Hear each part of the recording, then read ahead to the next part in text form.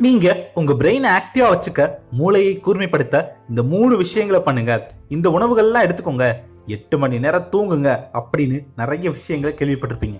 ஆனால் அதைவிட ஒரு சில சாதாரண கதைகளை உங்கள் மூளையை கூர்மையாக வைத்துக் கொள்ள உதவும். நான் இந்த கதையை கேட்ட பிறகுதான் என்னோட வாழ்க்கையே மாறிச்சு. இந்த கதையை கேட்ட பிறகு என்னோட மூளையை நான் இன்னும் சிறப்பாக பயன்படுத்த ஆரம்பிச்சேன் அப்படின்னு சில பேர் சில கதைகளை சொல்லியிருக்காங்க. அந்த மாதிரி 3 முக்கியமான மூளை பற்றிய கதைகளை தான் நம்ம இன்னைக்கு பார்க்க போறோம். முதல் கதை என்னன்னா, ஒரு ஊர்ல ஒரு ஜமீன்தார் இருந்தார். அவரு ஒரு முக்கியமான தகவலை பக்கத்து ஊர்ல இருக்கக்கூடிய இன்னொரு ஜமீன் கிட்ட சொல்லணும்னு நினைச்சார்.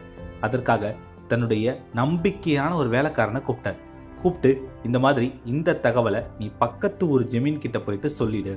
போற வழியில உனக்கு ஏதாவது ஆபத்துக்கள் வரலாம். ஏன்னா நீ காட்டு பாதையில போற, அங்க வன விலங்குகள் உன்னை தாக்கலாம். இல்ல நீ கொண்டு போற இந்த செய்தியை பத்தி தெரிஞ்சுக்க ஒற்றர்கள் உன்னை துரத்தலாம். அப்போ இந்த ஆபத்துக்கள்ல இருந்து தப்பிக்க நீ இந்த துப்பாக்கியை பயன்படுத்திக்கோ அப்படின்னு சொல்லிட்டு ஒரு நீளமான துப்பாக்கியை அவன் கையில கொடுக்கிறாரு அந்த ஜமீன்தார். சரிங்க முதலாளி அப்படின்னு அந்த வேலைக்காரனும் அந்த துப்பாக்கியை வாங்கிட்டு சந்தோஷத்தோட பக்கத்து ஒரு ஜமீனை பார்க்க போய்கிட்டு இருக்கான். எப்படியோ காடு மலை எல்லாம் தாண்டி பக்கத்து ஒரு ஜமீனை பார்த்து அந்த முக்கியமான தகவலை சொல்லிட்டு திரும்ப தன்னுடைய முதலாளி கிட்ட வந்து, முதலாளி நான் இந்த மாதிரி நீங்க சொன்ன அந்த தகவல் எல்லாத்தையும் அந்த ஜமீன் கிட்ட சொல்லிட்டேன் அப்படின்னு சொன்னான். ஆனா அந்த வேலைக்காரனை பார்த்ததும் ஜமீன் ஆச்சரியப்பட்டார். ஏன்னா அந்த வேலைக்காரனோட உடல் முழுக்க அங்கங்க காயங்களா இருக்குது. உனக்கு என்னடா ஆச்சு, ஏன் உன்னோட உடல்ல இவ்வளவு காயங்கள் அப்படின்னு பதறி போய் கேட்டாரு அந்த முதலாளி. ஓ அதுவா முதலாளி, நீங்க சொன்ன தகவலை பக்கத்து ஜமீன் கிட்ட சொல்லிட்டு காட்டு பாதையில வந்துட்டு இருந்தேனா, அப்போ எங்க இருந்தோ ஒரு புலி திடீர்னு வந்து என்ன தாக்க ஆரம்பிச்சிருச்சு. நான் எவ்வளவோ முயற்சி பண்ணேன், அந்த புலியை சமாளிக்கவே முடியல. நல்ல வேலை முதலாளி, நீங்க கொடுத்த அந்த துப்பாக்கி என் கையில இருந்தது.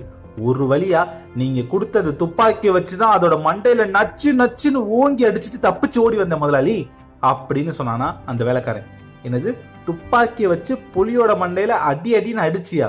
ஏண்டா அந்த துப்பாக்கியோட ட்ரிகரை அழுத்தி இருந்தா ஒரே ஷாட்ல புலியை கொண்டு இருக்கலாமே அப்படின்னு கேட்டாரா முதலாளி. என்னது, இப்படி ட்ரிகரை அழுத்தினா துப்பாக்கி சுடுமா? அது எனக்கு தெரியாதுங்களே முதலாளி அப்படின்னு சொன்னானா அந்த வேலைக்காரன். இந்த மாதிரிதான் நம்ம இன்னைக்கு நம்மளுடைய மூளையை பயன்படுத்திட்டு இருக்கோம்.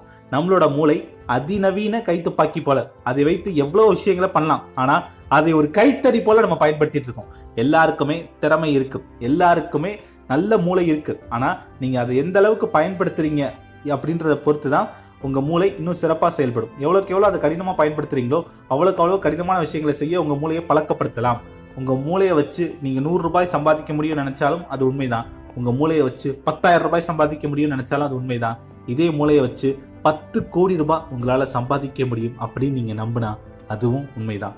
உங்களோட மூளையை கைத்தடி போல பயன்படுத்துறதை நிப்பாட்டிட்டு ஒரு அதிநவீன கைத்துப்பாக்கி போல பயன்படுத்துங்க. அதே மாதிரி இன்னைக்கு எவ்வளவோ ஏஐ டூல்ஸ் எல்லாம் வந்துருச்சு, எவ்வளவோ ஏஐ டெக்னாலஜி வந்துருச்சு. அதையெல்லாம் எப்படி பயன்படுத்துறதுன்னு கத்துக்கோங்க. இன்னைக்கு இருக்கிற ஏஐ டெக்னாலஜியை வச்சு எவ்வளவோ விஷயங்கள் பண்ணலாம்.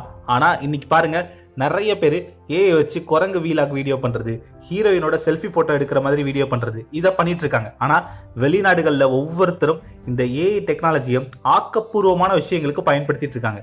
உங்களுடைய துறையில என்ன மாதிரியான ஏஐ டூல்ஸ் எல்லாம் இருக்கு, அந்த ஏஐ டெக்னாலஜியை நம்ம எப்படி பயன்படுத்தலாம், அதை வச்சு நம்ம என்னென்னலாம் பண்ணலாம் அப்படின்னு யோசிங்க. இப்போ உங்களுடைய துறை சார்ந்து என்னென்ன மாதிரியான ஏஐ டூல்ஸ் எல்லாம் இருக்கு, ஏஐ டெக்னாலஜி இன்னும் எப்படி ஆக்கப்பூர்வமா பயன்படுத்தலாம் அப்படின்னு நான் ஒரு ஃப்ரீ ஜூம் மீட்டிங்ல சொல்லலான் இருக்கேன். அந்த ஜூம் மீட்டிங்கான இன்வைட், டெய்லி காலையில ஒரு பாசிட்டிவ் மெசேஜ், நல்ல ஏஐ டூல்ஸோட பயன்பாடுகள், நல்ல புத்தகங்களோட ஆடியோ ஃபைல்ஸ், இதெல்லாம் தெரிஞ்சுக்கணும்னு நினைச்சா ஸ்கிரீன்ல தெரியுற இந்த நம்பருக்கு வாட்ஸ்அப் பண்ணுங்க. நான் உங்களுக்கு அந்த தகவல்களை வாட்ஸ்அப்ல சொல்றேன். சரி, 2வது கதை என்னன்னா, ஒரு யானையை கட்டி போட என்ன தேவை? மிகப்பெரிய சங்கிலி, மிகப்பெரிய தூண்கள், அதெல்லாம் தேவை அப்படின்னு நீங்க நினைக்கலாம். ஆனா அதெல்லாம் எதுவுமே தேவையே இல்லைங்க.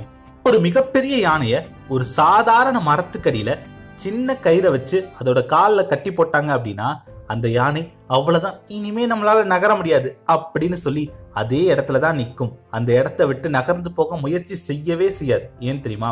அந்த யானை குட்டி யானையா இருக்கும்போதே அதை ஒரு மிகப்பெரிய தூண்ல இரும்பு சங்கிலியை வச்சு கட்டி போட்டிருப்பாங்க. அந்த குட்டி யானையா இருக்கும்போது அந்த சங்கிலியை விட்டு ஓட பல முறை முயற்சி பண்ணி பார்க்கும். ஆனா எவ்வளவோ முறை முயற்சி பண்ணியும் அந்த யானையால அந்த சங்கிலியை அறுக்கவே முடியாது. அதனால அதன் பிறகு அந்த யானை முயற்சி பண்றதையே விட்டுரும். ஆனால் அதே யானை வளர்ந்த பிறகு மிகப்பெரிய பலம் அந்த யானை கிட்ட இருக்கும். அந்த யானை ஒரு சின்ன முயற்சி செஞ்சா கூட அந்த சங்கிலியை அறுத்துட்டு அந்த இடத்தை விட்டு நகர்ந்துட முடியும். ஆனால் அந்த யானை முயற்சி செய்யவே செய்யாதுங்க. நம்மளாலலாம் இந்த கயிறை அறுத்துட்டு போகவே முடியாது அப்படின்னு பழைய நினைவுகள்லயே தேங்கி இருக்கும். இதே மாதிரிதான் நம்ம வாழ்க்கையில ஏதோ ஒரு புது விஷயத்த முயற்சி பண்ணி பார்த்திருப்போம். ஆனால் அன்னைக்கு இருக்கிற சூழ்நிலைகள்ல அன்னைக்கு இருக்கிற டெக்னாலஜியை வச்சு நம்மளால அதை அச்சீவ் பண்ண முடியாமல் போகலாம். ஆனால் இன்னைக்கு சூழல் மாறி இருக்கலாம், இன்னும் அதிகமான பலம் உங்களுக்கு கிடைச்சிருக்கலாம், இன்னைக்கு டெக்னாலஜி மாறி இருக்கலாம். ஆனா அதெல்லாம் நீங்க யோசிக்காம நமக்கு இதெல்லாம் சரி வராது அப்படின்னு திரும்ப திரும்ப முயற்சி செய்யாமலே விட்டுருப்போம். உதாரணத்துக்கு நிறைய பேர் இங்கிலீஷ் பேச ட்ரை பண்ணிருப்பீங்க. ஆனா அந்த டைம்ல உங்களுக்கு சரியா பேச வந்திருக்காது. நமக்கெல்லாம் இங்கிலீஷ் வரவே வராது அப்படின்னு நினைக்காதீங்க. இன்னைக்கு திரும்ப பிராக்டிஸ் பண்ணுங்க. இன்னைக்கு இருக்கக்கூடிய ChatGPT, கூகுள் ஜெமினி இதெல்லாம் பயன்படுத்தி நீங்க ஈஸியா இங்கிலீஷ் பிராக்டிஸ் பண்ணலாம். நிறைய பேத்துக்கு ஒரு வேர்டை எப்படி சென்டென்ஸா மாத்துறது அப்படின்னு தான் தெரியாது. நீங்க இப்ப அந்த ஒரு வார்த்தையை கொடுத்து ChatGPT கிட்ட கேட்டீங்கன்னா அதுவே உங்களுக்கு சென்டென்ஸா மாத்தி கொடுக்கும். ஒரு வார்த்தையை கொடுத்து 5 சென்டென்ஸ் கூட மேக் பண்ணலாம். நீங்க ஒரு ஆள் கிட்ட இங்கிலீஷ்ல பேசுறதுக்கு தான் தயங்குவீங்க. அதுவே ChatGPT, கூகுள் ஜெமினி இதுகிட்ட நீங்க இங்கிலீஷ்ல பேசலாம். அதுவே உங்களுக்கு நீங்க பேசுறது கரெக்டா இல்லையான்றத கரெக்டா கைட் பண்ணும். இந்த மாதிரி விஷயங்களுக்கு ChatGPT, கூகுள் ஜெமினியை பயன்படுத்துங்க. இந்த மாதிரி ஒரு லாங்குவேஜை கத்துக்கிறதுக்கு, புது புது விஷயங்களை தெரிஞ்சுக்கிறதுக்கு, பிசினஸ் ரிசர்ச் பண்றதுக்கு அப்படின்னு பல விஷயங்களுக்கு டெக்னாலஜியை பயன்படுத்தலாம். இந்த மாதிரி ஏதாவது ஒரு விஷயம் இதற்கு முன்னாடி தப்பா நடந்துச்சு அப்படின்னு அந்த விஷயத்த நீங்க ட்ரை பண்ணாமலே இருக்கீங்களா அப்படின்னு யோசிங்க.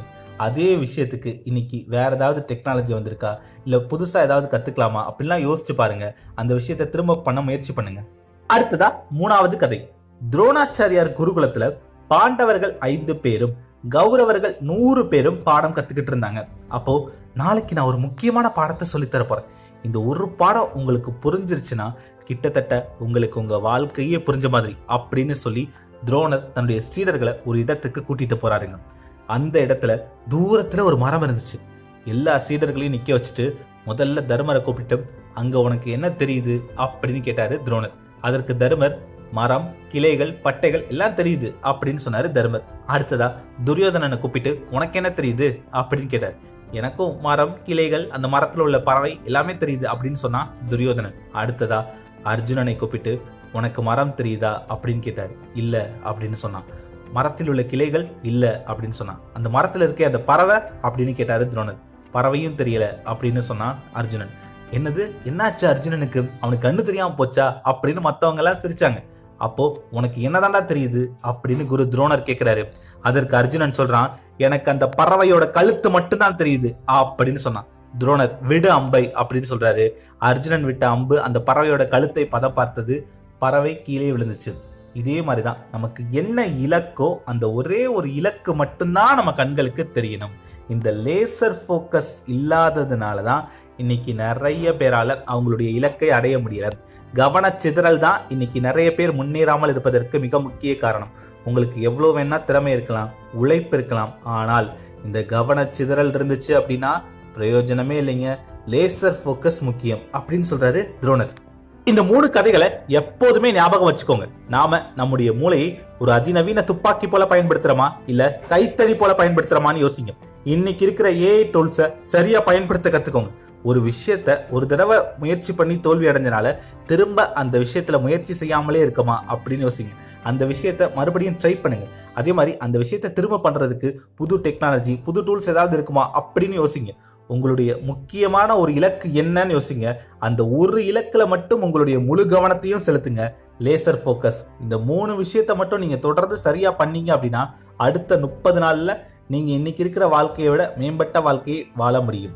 இந்த மாதிரி டெய்லி ஒரு புது ஸ்டோரி, புது புது கதைகள் இதெல்லாம் தெரிஞ்சுக்க நம்ம வாட்ஸ்அப்லயே இணைஞ்சிருங்க. ட்ரீம் பிக், அச்சீவ் பிக், என்பதெல்லாம் உயர்வு.